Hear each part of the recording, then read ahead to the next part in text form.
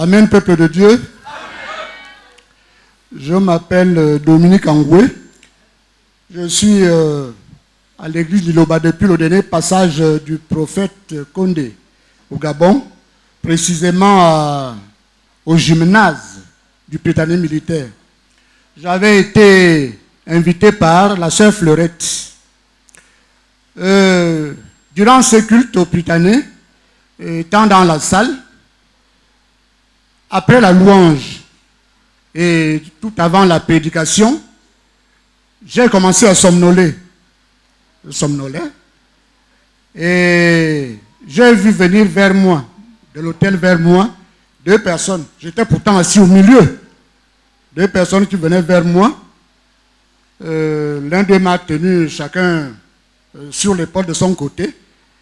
Et ils ont tendu tous les deux la main sur le prédicateur, certainement afin que je puisse suivre la prédication et non dormir. Je me suis réveillé, dès que je me réveille, je me rends compte qu'ils ne sont plus là. J'ai compris que c'était pour me pousser à mieux suivre la prédication. Bon.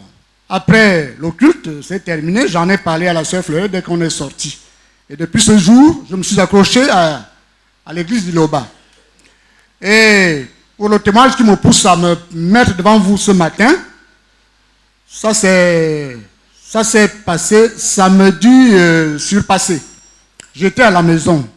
Je sors de la maison pour aller chez les voisins, leur faire suivre le témoignage d'un ancien prêtre de l'église catholique qui parle des mauvaises choses qu'ils font pendant l'ordination des prêtres.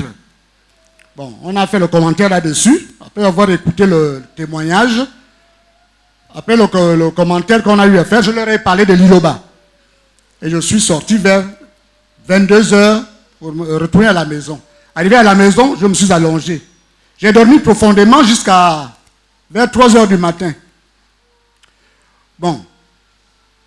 Je me rends compte que mes 2 mains sont ligotées, solidement ligotées, attachées. Je me réveille, je veux dégager les mains, c'est pas possible. Je veux clamer fort le nom de Jésus, c'est pas possible, la voix ne sort pas. J'insiste, je me débat, j'y arrive quand même et je me libère. Je me libère. Je me suis assis. Et là, je me suis rendu compte qu'il y a du monde dans ma chambre. Bon, je me suis levé pour clamer haut et fort que Jésus-Christ est Seigneur. À 3 reprises. Je me suis assis. Et après, je me suis encore allongé. J'ai dormi. Je parle souvent de... c'était samedi. Samedi, le lendemain matin, je me suis retrouvé à l'église. Après le culte, je suis retourné à la maison. Dans la nuit, toujours presque à la même heure, je dormais profondément. Je sens quelque chose s'abattre sur ma cuisse. Ici. Si c'est une balle, je ne sais pas. Une flèche ou une aiguille, je ne sais pas trop. Ça s'est abattu ici et ça a longé ma jambe. Je me suis assis. Je dis, Seigneur, ça c'est quoi? C'est déjà logé dans la jambe. On fait comment là?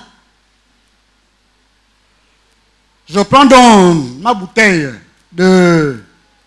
qui contenait le jus.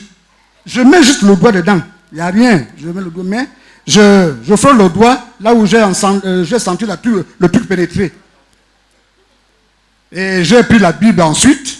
J'ai parcouru le psaume 27 et ensuite le psaume 35. Je me suis encore allongé. Tous les matins, je sors de la maison à 5h30. Le truc est dans le pied. Je ne sais pas quelle réaction ça aura après. Je suis quand même sorti. Mais je me disais que je vais déloger ça.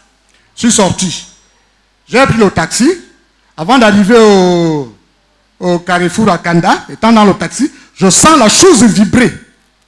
Comme textuellement le téléphone. Ça vibre dans ma jambe. Je dis, ça va se terminer comment? Ça va se manifester comment après? Mais j'ai continué. Arrivé au travail là-bas, je n'en ai parlé à personne. J'ai rempli toutes les formalités avant de sortir. Je suis sorti, je n'en ai parlé à personne. Arrivé à la hauteur de glace, la chose vibre à nouveau dans ma jambe. Est-ce que je vais finir tout mon circuit? Qu'est-ce qui va se passer? Je dis, mais je vais te déloger après, on va voir. Après mon circuit, Dieu m'a aidé.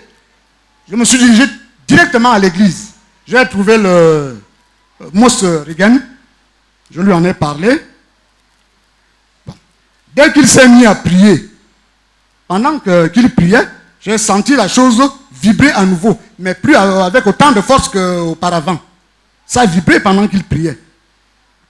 Il a fini de prier, je suis parti. Et depuis ce jour, je vous assure, plus rien jusqu'à maintenant. Amen.